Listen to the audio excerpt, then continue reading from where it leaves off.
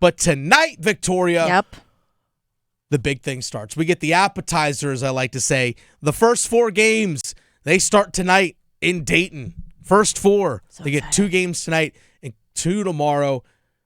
But the big one, North Carolina. Mm-hmm. North Carolina at home, I guess, or maybe they're technically the home team. I don't know. They might be technically the road team. Anyway, doesn't matter. Neutral site. It's in Dayton. They take on San Diego State tonight.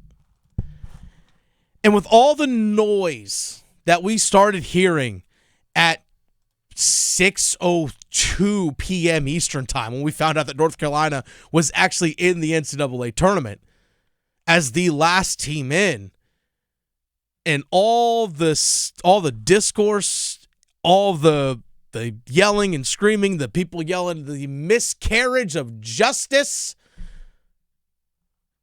when it comes to North Carolina getting in the NCAA tournament, because people say, oh, well, Bubba Cunningham, he's the chair of the committee, all that, blah, blah, blah. That's the reason why they got in. You want to silence all that crap? North Carolina, go win tonight. Pretty simple. You want to silence the crap, go win. And win convincingly. And then go into the next round of the tournament and look damn good doing it in the first round as well. That is how you silence the critics, by winning. You lose tonight, you're only adding fuel to the fire. Plain and simple. Plain and simple. Because that's what the one thing with sports, it really should all boil down to, is the one thing. It's the scoreboard. That's the one thing you should be able to point to at the end of every single game. Scoreboard. West Virginia complaining about not getting in. Boise State, Indiana, whomever, complaining about not getting in. Look at the scoreboard. Did you win enough? Maybe, at least you thought you did, but clearly you didn't. Otherwise, you wouldn't be sitting where you are. North Carolina, if they got left out of the tournament, you know what I would say? You didn't win enough. Same with Xavier, San Diego State, whomever, Texas, the last 4 teams that were in.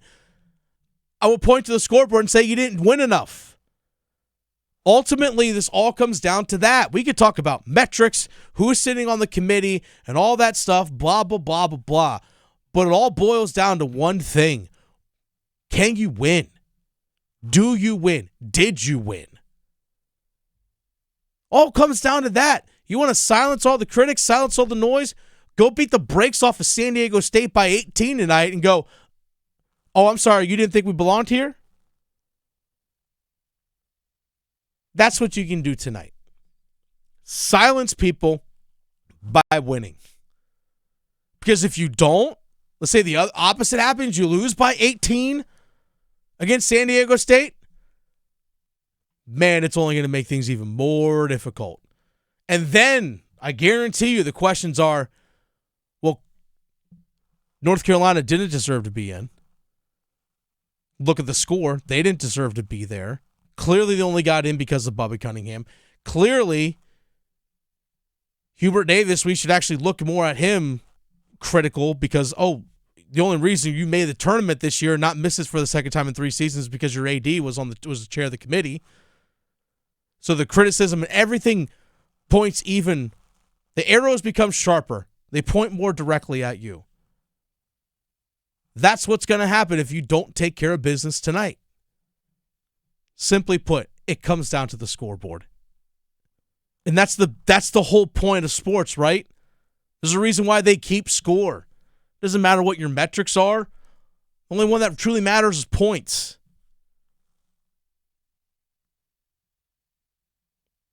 Is this a clean slate for the team? RJ Davis, their 5th-year senior guard, talked about that. Is this a clean slate for the team? And guess what? Going into a tournament, you hear this going into the playoffs for any team. Hey, it's 0-0. We're 0-0. It's win or go home. We're 0-0. Whether it's the NFL, whether college football playoff, you're 0-0. And RJ Davis talked about, is this a clean slate for his team? Yeah, 100%. I think anytime you enter March, it's a new season.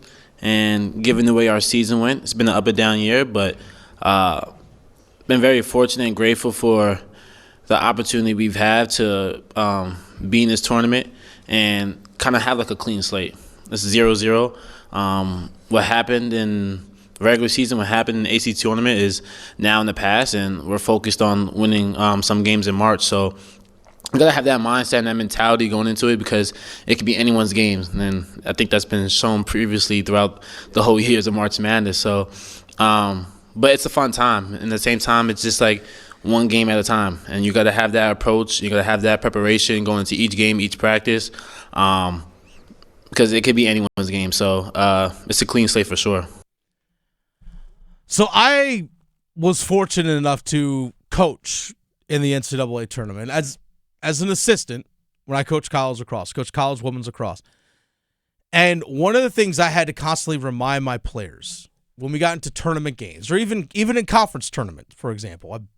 I've coached as a head coach and assistant in conference tournaments, gotten to conference championship games, the whole deal. The one thing I had to remind my players all the time was, because the stakes are so high. It's the win or go home mentality. Sometimes players can get tense. Again, coaching lacrosse, they would grip the sticks too tight, whatever it might be. Players sometimes would try and do too much. They felt like they had to be something more than what they actually are in order to be successful. And as a result, they ended up being something other than themselves, when being themselves is what got them to that point, if that makes sense. When you're trying to be someone that you're not, oftentimes you underperform. And that's something I constantly had to tell my players. Be yourselves. Do what got you here. Now, do it to your full capability. Do it to your full effort. Do it to your max. But still have to be yourself. Oftentimes, with young players in these big moments, they feel like they have to win the game on one play. Like, it's 2 minutes in. I have to win the game on this play. Like, I have to get to the rim and make this crazy shot because we got to win this game. And sure enough, it ends up being a turnover because you get an offensive foul and you end up hurting your team as a result, as opposed to just winning the play. Don't win the whole game on one play, just win the one play. And then win the next one, and then the next one, and then the next one. This is where experience matters. RJ Davis has been to a Final Four, been to a national championship game. He knows what that experience is like. He also has been to a Sweet 16. That helps. He also knows what it's like to not get in. Mm-hmm. He's been there before, too. So he's been in a few different spots as a player. Elliot Cadeau, as a sophomore, got to a Sweet 16 last year. As a starter as well. Seth Trimble, coming off the bench, Sweet 16 last year. Jalen Washington, Sweet 16 last year, coming off the bench. Same with Jalen Withers. Get to that point. That's valuable experience, because those guys can turn to Ian Jackson, Drake Powell, Van Allen Lubin, and hey, don't forget to tell those guys, hey, don't forget to breathe. Don't forget to breathe. Be yourself. Be in the moment. But on the flip side, San Diego State, they also have a good amount of experience themselves as well. Nick Boyd, who's their leading scorer, before he got to San Diego State, went to multiple NCAA tournaments with Florida Atlantic, including getting to a Final Four just a couple of seasons ago, ironically losing to San Diego State. Miles Bird, part of the San Diego State team last year that also went to a Sweet 16. DJ Davis, part of a Sweet 16 team last year with San Diego State. So they have experience as well. They can also turn to their young teammates, or maybe guys that transferred in and haven't been in this experience before, and say, hey guys, don't forget to breathe. Let the moments come to you. Just go win a play. I'm looking forward to tonight, Victoria. I think it's going to be a fascinating game. I think Carolina actually might be favored in this one by a few points. Yeah. I think they might be big time. I think last time I saw them, they were like minus 360 potentially, but that was actually money line. They're minus 205. Okay. On money line, it's a 4.5 point spread. North Carolina's favored by 4.5. So again, that's in basketball 4.5. It's right. That's a couple possessions. Oh, That's all for sure. Yeah. I mean, one bucket goes a different way on each side of the floor. Get a 3 and a foul or something, and you're in it. Exactly. So really, it's a couple possession game. It should be a tight one tonight. I'm excited for it. It'll be intense. I feel like it's going to be intense, like more intense than maybe some other matchups, because I think both teams want it, but we'll see. It's going to be a test of composure for both sides. Because I feel like, again, I've seen it as a coach. I've seen teams just simply lose games because they lost their composure. Mm-hmm. And like they had leads and they freaked out because they had the lead.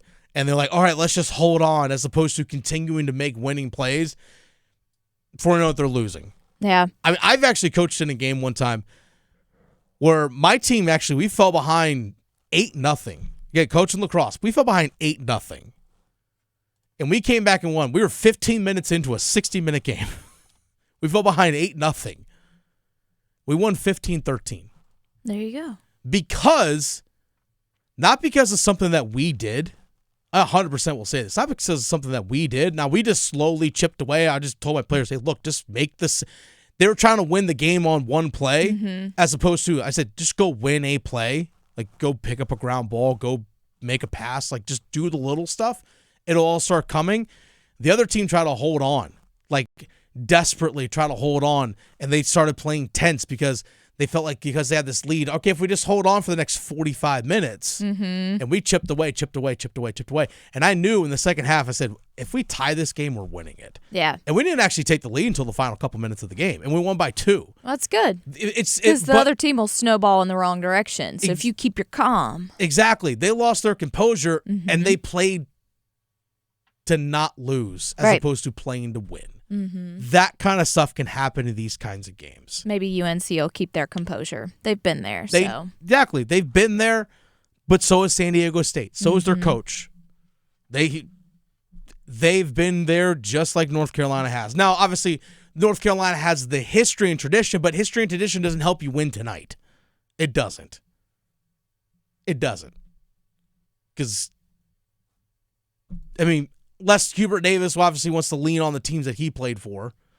I mean, that's really about it. But, I mean, coaching's coaching. It's going to be a fun one tonight.